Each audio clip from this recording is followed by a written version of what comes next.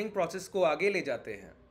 कल के सेशन में हम लोगों ने बात की कि आज ये जो सेशन है हम लोग बेसिकली बॉलिंजर बैंड पर करेंगे।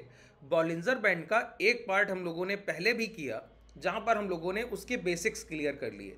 अगर वो सेशन अभी तक आपने नहीं देखा है तो नीचे डिस्क्रिप्शन में टेलीग्राम और व्हाट्सएप कम्युनिटी का लिंक है, जाकर आप वहाँ से डायरेक्ट हमसे जुड़ भी जाएंगे और उस सेशन को भी देख लेंगे। इस वीडियो को कंप्लीट देखने के बाद उसके बाद जाकर उस सेशन को आप देखिएगा। हालांकि मैं आपके बेसिक्स को रिकैप करा दूंगा यहाँ पर पहले 2 से 3 मिनट में, जहाँ पर आप पूरे बॉलिंजर बैंड के कॉन्सेप्ट से जुड़ जाएंगे। चलिए शुरुआत करते हैं। बॉलिंजर बैंड से सबसे पहले हमको ये जानना होगा कि बॉलिंजर बैंड सीखने का हमारा टारगेट क्या रहने वाला है, क्यों सीखना चाहिए हमको, क्या इससे रिवॉर्ड आपको मिलेगा। मैं आपको बताऊं, बॉलिंजर बैंड से जो काम होंगे वो पहला तो ये जो आपको मैंने एक सिंपल ट्रेडिंग सिखाई सपोर्ट और रेजिस्टेंस के लेवल की, जो प्रीवियस वीडियो में सिखाया उसको इस सेशन के बाद देखिएगा। आज मैं आपको बॉलिंजर बैंड का एक हैक भी बताऊंगा। इस सेशन के एंड में मैं बताऊंगा कि अगर बॉलिंजर बैंड पे कभी भी प्राइस स्ट्रक्चर एक तरीके से बनता है तो फिर वो फेलियर नहीं होता, वहां आप अपना कितना बड़ा भी कैपिटल डिप्लॉय कर सकते हैं पूरे भरोसे के साथ। नेक्स्ट टू इम्पॉसिबल है कि वहां पर आपका कोई लॉस या एसएल एरिया कभी भी हिट हो जाए, नेक्स्ट टू इम्पॉसिबल। ठीक है, बाजार में ये कहना बड़ी मुश्किल बात होती है जो मैं कह रहा हूँ, उसके बावजूद मैं कह रहा हूँ। देखिए, बॉलिंजर बैंड को हम लोग उपयोग करते हैं इंट्राडे स्टॉक ऑप्शंस के लिए। स्टॉक ऑप्शंस आप लोग बाई करते हैं ना, कई लोगों का यहाँ पर क्वेरी रहता है कि स्टॉक ऑप्शंस मैं ट्रेड करता हूँ, कभी कभी तो टारगेट जल्दी मिल जाता है, कभी कभी क्या होता है एसएल भी नहीं जाता है, टारगेट भी नहीं, और फंड ब्लॉक है, अगले 5 से 10-15 दिन ट्रेड होल्ड करना पड़ रहा है, तब तक प्रीमियम डिके हुआ जा रहा है, फिर उसके लॉस बुक करने पड़ रहे हैं। तो मैं आपको बोलूँ, ऑप्शन बायर हो या स्टॉक ऑप्शन बायर हो या इंडेक्स, आपके लिए मोमेंटम महत्वपूर्ण है। अब इंडेक्स ऑप्शन बायर को मोमेंटम 1 से 2 दिन में चाहिए, इंट्राडे ऑप्शन बायर को मोमेंटम 3 से 4 दिन में चाहिए। स्टॉक ऑप्शन बायर को मैं आपको एक बात बोलूँ, स्टॉक ऑप्शन में बॉलिंजर बैंड का अगर आपने उपयोग किया, मैं आपको एक बात क्लैरिटी से बोलता हूं, इंट्राडे में आपकी पोजीशंस मोर देन डबल हो जाएंगे, 2 गुने से अधिक हो जाएंगे। कभी कभी आप देखेंगे 3x to 4x आपका कैपिटल विद इन इंट्राडे। हालांकि ये हमेशा नहीं होता है, लेकिन जब आपका मोमेंटम आपने कैरी कर लिया तो वो आपको बॉलिंजर बैंड से ही मिलेगा। एक पूरा टेक्निक मैं आपको पूरा लेखा चिट्ठा दूंगा इसका कि कैसे आप बॉलिंजर बैंड की कौन कौन सी चीज़ों से प्रक्रिया से होकर गुजरेंगे एक ट्रेड एग्जीक्यूशन तक। चलिए शुरुआत करते हैं। इससे पहले हम लोगों ने क्या सीखा है बताइए। मैंने आपको बताया कि बॉलिंजर बैंड एक 3 लाइंस का एक समूह है, 3 रेखाओं का एक समूह है, जिसमें इसका मिडिल लाइन जो है वो 20 का औसत है, 20 का मूविंग एवरेज है, सिंपल मूविंग एवरेज है। ठीक है, और इस 20 के ऊपर की लाइन को हम लोग कहते हैं अपर विड्थ और नीचे की लाइन को कहते हैं लोअर विड्थ। अच्छा, ये अपर विड्थ और लोअर विड्थ क्या है, तो मैंने आपको बताया औसतन पिछली 20 कैंडल में जितना एक्यूमुलेशन या डिस्ट्रीब्यूशन हुआ है उतना ही अगले 2 कैंडल्स में जो औसतन एक्यूमुलेशन या डिस्ट्रीब्यूशन होगा वो अगर अभी घटित हो जाए, अभी उतनी खरीदारी हो जाए औसतन जितनी अगली 2 कैंडल्स में होनी है, तो प्राइस इस अपर विड्थ तक चलकर जा सकता है। उसके बाद प्राइस को यहाँ रुकना होगा, पहली बात। फिर मैंने आपको बताया कि प्राइस में औसतन जितनी अगली 2 कैंडल्स में बिकवाली हो सकती है, अगर वो अभी घटित हो जाए तो प्राइस जहां तक गिर कर आएगा वो लेवल है ये लोअर विड्थ का लेवल। तो मैंने बताया जब भी इन 3 रेखाओं में, इन 3 लाइंस में एक प्रॉपर आइडियल डिस्टेंस है, एक बड़ा गैप है, तो ये लाइन एक रेजिस्टेंस का काम करती है और लोअर लाइन एक सपोर्ट का काम करती है। वहीं पर मैंने आपको एक बात और बोली कि अगर इन तीनों लाइंस में कभी भी ये संरचना पाई गई कि तीनों लाइंस लगभग एक दूसरे के पैरेलल हो गई और तीनों के बीच में डिफरेंस लगभग ना के बराबर रह गया, तो समझ लीजिए ये प्राइस कहीं ना कहीं अब आपको सपोर्ट और रेजिस्टेंस के लिए ट्रेड करने का मौका नहीं देगा। अब इसका अपर विड्थ ना तो आपके लिए रेजिस्टेंस है, ना ही लोअर विड्थ आपके लिए सपोर्ट है। अब ये नो ट्रेडिंग जोन है। नो ट्रेडिंग जोन का मतलब ये नहीं कि यहाँ पर कोई अपॉर्चुनिटी नहीं बनेगी, यहाँ पर वो अपॉर्चुनिटी बनेगी जो यहाँ अभी तक बनी ही नहीं थी। तो पहले हम ये समझें कि बॉलिंजर बैंड के साथ प्राइस काम कैसे कर रहा है। अगर आप उस प्रोसेस को समझ गए, एक बार बेस क्लियर हो गया, फिर कोई तकलीफ नहीं है। देखिए, प्राइस को अगर मैं बोलूं तो प्राइस को मैं बोल सकता हूं जस्ट लाइक अ स्प्रिंग।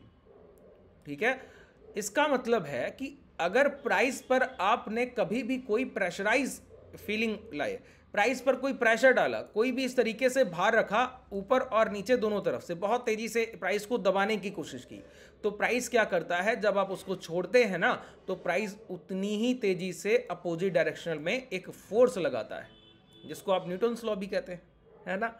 तो उसी तरीके से, तो price is just like a spring. इसी तरीके से बॉलिंजर बैंड है।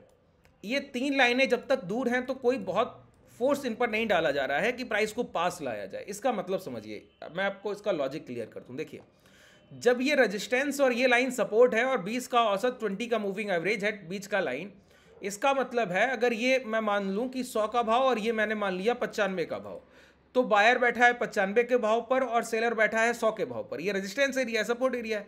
जब भी प्राइस 100 के पास पहुंचेगा, बायर सोचेंगे सेलर के पास पहुंच गए हैं, प्रॉफिट बुकिंग कर ले, भाव कमजोर हो गया।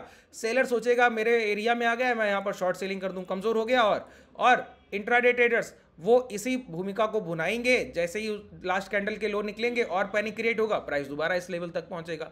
बायर फिर वही काम करेगा, निचले स्तर पर खरीदने बैठा है, सेलर्स अपने यहाँ प्रॉफिट बुक करेगा। तो प्राइस एक बार upper width to lower width momentum करता रह जाता है। ठीक है, अब मैं क्या करूं, मैं बायर और सेलर के प्राइस को बिल्कुल नियर अबाउट ले आऊं। बहुत ध्यान से सुनिए, बहुत सिंपलिसिटी के साथ मैं चीज़ों को डिलीवर करता हूं, बहुत आसानी से आपको समझा दूंगा और आपको समझ भी नहीं आएगा कि बॉलिंजर बैंड के कितने टेक्निकल पार्ट्स आपने बिना कुछ समझे ही समझ लिए। एक ऊपर मान लेते हैं कि भाव है 101 अपर विड्थ का और लोअर विड्थ का भाव है 100। अब बताइए, मिडिल लाइन है 99 रुपया 50 पैसा। ये तीन लाइन हो गई। बताइए, तीनों के बीच में कोई गैप नहीं, तीनों के बीच में कोई गैप नहीं। ये अब 101 से सेलिंग आता है, एक ही कैंडल में प्राइस 99 तक आ जाता है। अगली कैंडल में बाइंग आता है, एक ही कैंडल में प्राइस 101 तक पहुंच रहा है, 100 से 101, 101 से 100।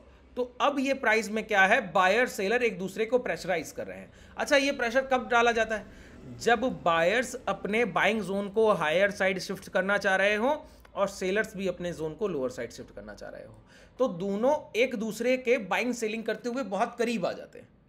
इस करीब आने की प्रक्रिया में क्या होता है, प्राइस पर बहुत प्रेशर पड़ जाता है। ऊपर से सेलर दबा रहा है, नीचे से बायर दबा रहा है सर। ऐसे में प्राइस को क्या करना होगा, अब या तो डिमांड उठा ले, कहीं ना कहीं बायर्स ज़्यादा हो जाएं तो सेलर को ब्रेक कर दे, या सेलर ज़्यादा हो जाएं तो बायर को ब्रेक कर दे।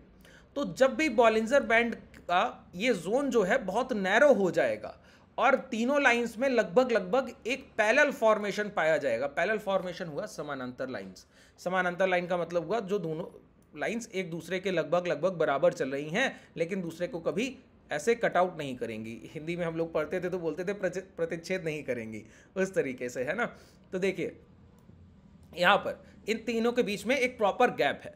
अब यहाँ पर बायर सेलर बहुत पास बैठे, यहाँ पर क्या होगा, या तो डिमांड हायर हो जाए तो प्राइस 101 के प्राइस को ब्रेक कर दे, या तो सप्लाई हायर हो जाए तो प्राइस 99 के प्राइस को ब्रेक कर दे। अब देखिए, यहाँ पर मिडिल लाइन 20+2 बहुत करीब है और 20-2 भी बहुत करीब है। इसका मतलब है कि अगले 2 दिन की खरीदारी तो अभी हो ही रही है, तो प्राइस हर बार यहाँ पहुँच रहा है, और अगले 2 दिन की बिकवाली भी अभी हो रही है, तो प्राइस हर बार यहाँ पहुँच रहा है। तो प्राइस में कोई मोमेंटम नहीं हो रहा है। ऐसे में क्या ज़रूरत होगी, या तो बायर अपना जोन हायर साइड शिफ्ट करेंगे या सेलर अपना जोन हायर साइड शिफ्ट करेंगे, और इसके लिए अब इनको प्राइस पर और अधिक दबाव डालना पड़ेगा, मतलब हाई एक्यूमुलेशन या हाई डिस्ट्रीब्यूशन। ये कब संभव है, जब 20+2 या 20-2 के फॉर्मूले से प्राइस बाहर निकले। मतलब अगर अगले 2 दिन का पैसा निकाला जा रहा है तो लोअर विड्थ तक आ रहा है, और अगले 2 दिन का अभी डाला जा रहा है तो अपर विड्थ तक जा रहा है। अब इससे अधिक एक्यूमुलेशन बायर को करना होगा या फिर इससे अधिक डिस्ट्रीब्यूशन सेलर को करना होगा। अगर अगले 2 दिन की औसतन खरीदारी से ज्यादा बाजार में अब खरीदारी हुई तो प्राइस क्या करेगा, बोलिए, प्राइस अपर विड्थ को ब्रेक कर देगा। इसको कहते हैं, देखिए, अपर विड्थ मैंने पहले आपको बताया क्या, upper width act like a resistance. ऊपर का लाइन जो होता है बॉलिंजर बैंड का, ये रेजिस्टेंस की तरह काम करता है जब तीनों लाइंस में एक उचित दूरी है। ठीक है, अब तीनों लाइंस बहुत नैरो हो जाए तो समझ लीजिए इन तीनों लाइंस के बीच में कोई बहुत ज़्यादा डिफरेंस रह नहीं गया, है ना। तो यहाँ पर प्राइस में अगर हायर बाइंग हो गई, अगले 2 दिन से अधिक पैसा डाला गया, तो प्राइस क्या करेगा, अपर विड्थ को ब्रेक करेगा। अपर लाइन तो यही बता रही है 20+2, 20+3 हो गया तो अपर विड्थ ब्रेक, 20-3 हो गया तो लोअर विड्थ ब्रेक। तो अगर ज़्यादा डिमांड आ गई तो प्राइस क्या करेगा, अपर विड्थ को ब्रेक करेगा। अपर विड्थ को ब्रेक करने का सीधा सा मतलब समझ में आया, अगले 2 दिन में औसतन या अगली 2 कैंडल्स में औसतन जितनी खरीदारी होनी थी उससे कहीं अधिक खरीदारी हो गई है। अच्छा बताइए, जितनी बड़ी डिमांड उतना बड़ा मोमेंटम। बात क्लियर है कि नहीं। अगर बायर्स ने सेलर्स को काटते काटते कहीं ज़्यादा अपना कैपिटल डिप्लॉय कर दिया होगा तो प्राइस तो बहुत तेज़ी से हायर लेवल की तरफ निकल जाएगा। वही तो हमको चाहिए। तो प्राइस क्या करे, इस अपर विड्थ को ब्रेक करे। तो ये है क्या, पहले बताइए। अब देखिए, अपने हम लोग कभी बेस से नहीं हटते हैं। अब आप बॉलिंजर बैंड सीख रहे हैं तो समझिए कि प्राइस एक्शन को भूल जाएगा। अरे सर, आप बॉलिंजर बैंड सीखते सीखते प्राइस एक्शन को भूल जाइएगा तो फिर ट्रेड कैसे कीजिएगा, है ना। तो मैं आपको बताता हूं क्या ब्रेकआउट थ्योरी, रेजिस्टेंस का ब्रेकआउट या सपोर्ट का ब्रेकडाउन कैसे होता है। जिस कैंडल से रेजिस्टेंस ब्रेक होगा उस कैंडल के जब हाई निकलेंगे तो ब्रेकआउट वैलिडेशन होगा। तो हमारी एंट्री के लिए सिर्फ अपर विड्थ का ब्रेक होना जरूरी नहीं है। अपर विड्थ ब्रेक होने के बाद जिस कैंडल से ब्रेकआउट हुआ अगर उस कैंडल के हाई निकलने लगे तो हम इस ट्रेड में एंटर करेंगे। मैं आपको एक बात बोलूं, ऐसा प्राइस इसी अपर विड्थ के साथ चलते चलते इंट्राडे में 3 से 4% इक्विटी दे जाता है और यही प्राइस आपको स्टॉक ऑप्शन में डबल डबल ट्रिपल ट्रिपल के रिटर्न इंट्राडे में दे जाता है। इतना पावरफुल कॉन्सेप्ट है ये, और आपको मैं ये अभी साबित कर दूंगा, दिखा दूंगा। कल के सेशन में कुछ स्टॉक्स ऐसे चल कर गए, जैसे कि मैं आपको एक एग्जांपल दूं, इंडस टावर चल कर गया, है ना। तो इंडस टावर अभी मैं आपको दिखाऊंगा कि कैसे काम करती हैं चीज़ें, ठीक है। देखिए ये चीज़ समझ में आई जो मैंने आपको बताया, बहुत क्लियर कॉन्सेप्ट है, ठीक है। इसी तरीके से अगर 2 दिन का डिस्ट्रीब्यूशन अभी हो गया तो प्राइस लोअर विड्थ को ब्रेक करेगा, 2 दिन से अधिक हो गया तो जिस कैंडल से ब्रेक किया अगर उस कैंडल के लो निकलने लगे तो समझिए प्राइस अब लोअर साइड मोमेंटम की तरफ बढ़ गया है। और इसी लोअर विड्थ के साथ ही प्राइस चलता रहता है, इसके पास ही चलता रहेगा। और फिर ये जो जोन नैरो हो गए थे ये दोबारा बड़े होंगे, ये दोबारा बड़े होंगे, फिर छोटे होंगे, फिर बड़े होंगे। तो ये प्रक्रिया बॉलिंजर बैंड में चलती रहती है निरंतर। आपको बस ऐसे स्टॉक्स को ट्रेड करना होता है जहां पर बॉलिंजर बैंड नैरो और पैरेलल लाइन में आ गया हो। उसके बाद वहां पर अवेयर बैठिए और जब भी कोई मोमेंटम मिलने की संभावना बने वहां पर ट्रेड अपने एग्जीक्यूट कीजिए। चलिए अब हम लोग एक एग्जाम्पल पर चलते हैं। यहाँ पर देखिए मैं आपको एक चार्ट दिखाऊं, ये इंडस टावर मैंने आपको बताया, ये यहाँ पर एक मोमेंटम हुआ, ये मोमेंटम देखा, एक यहाँ पर मोमेंटम हुआ, प्राइस यहाँ पर रुका यहाँ। अब चलिए बॉलिंजर बैंड को यहाँ हम लोग लगा लेते हैं, ठीक है। ये 22, इसको मैंने आपको पहले भी बताया, कभी भी प्राइस में देखिए बॉलिंजर बैंड में 22 लिखा है, इसका मतलब ये नहीं कि 22 का औसत है, नहीं, 20-2 ये 18 का एवरेज नहीं है, ये बात नहीं है, ये अलग प्राइस आएगा। बीच की लाइन 20 की है, ये 20 के औसत के अनुसार जितना एक्यूमुलेशन हुआ है उतना ही औसतन अगली 2 कैंडल्स, अगले 2 घंटे का पैसा डालने पर तो अपर विड्थ मिलता है, अगले 2 घंटे का पैसा निकालने पर तो लोअर विड्थ मिलता है। कभी कंफ्यूज मत हो जाइएगा कि मैं 22 और 18 का औसत यूज कर लूं तो बॉलिंजर बैंड मेरा बन जाएगा, कभी नहीं बनेगा सर, है ना। कई लोग ऐसे डाउट्स में आ जाते हैं, ऐसे नहीं, 20+2 है वो 22 नहीं है, ठीक है। औसतन देखा जा रहा है, प्राइस को एवरेज के रूप में देखा जा रहा है। तो सबसे पहले देखिए, सबसे पहला हमको क्या देखना होता है बताइए। सबसे पहले फाइंड आउट कीजिए प्राइस की एक जगह जहां प्राइस ने अपने जोन को, जो उसका जोन 3 लाइंस का है, उसको छोटा करने की कोशिश की हो। सबसे पहले छोटा हुआ हो और फिर पैरेलल हो गया हो तो वेल एंड गुड। और मैं आपको एक बात बताऊं, ये जोन जितनी देर तक बना रहेगा उतना बड़ा मोमेंटम को बुलावा है। जितनी देर तक ये जोन यहाँ सस्टेन किया और छोटी लाइन में, उतना बड़ा ये आपके लिए मोमेंटम है। बिल्कुल क्लियर समझिए। आइए दिखाऊं मैं आपको। सबसे पहले देखिए प्राइस में इन तीनों लाइंस के बीच में एक डिस्टेंस है, डिस्टेंस है।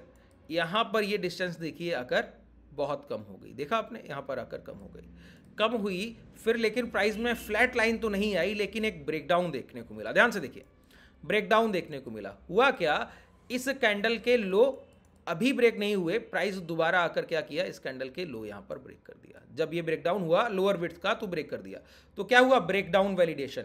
यहाँ पर आप शॉर्ट करेंगे, प्राइस का मोमेंटम कितना फास्ट हुआ, और ये देखिए 246 का भाव 231। कितना सेशन लगा सर, ये 11 मार्च की बात है और ये 13 मार्च की बात है, 246 से 231। बात समझ रहे हैं, कितने % का मोमेंटम है, ठीक है। 2-2.5 रुपए का भाव 15 रुपए गिर गया तो समझिए आप कितने % का मोमेंटम है ना। ये बात समझने की कोशिश कीजिए। चलिए दोबारा प्राइस ने क्या किया, अपनी रेंज को यहां पर देखिए, तीनों लाइंस पैरेलल हो गई, ये रेंज कितना छोटा हो गया, रेंज छोटा हुआ तो प्राइस ने फिर ब्रेकडाउन किया। ब्रेकडाउन के बाद लोअर विड्थ के नीचे प्राइस ने इस कैंडल के लो ब्रेक नहीं किए, प्राइस दोबारा अंदर गया और रेंज छोटा का छोटा बना ही रहा, रेंज बड़ा नहीं हुआ। अब प्राइस ने क्या किया, यहां पर कैंडल्स इतनी सारी बनाने के बाद इस अपर विड्थ को ब्रेक किया। ध्यान से देखिए क्या किया, इस अपर विड्थ को ब्रेक किया।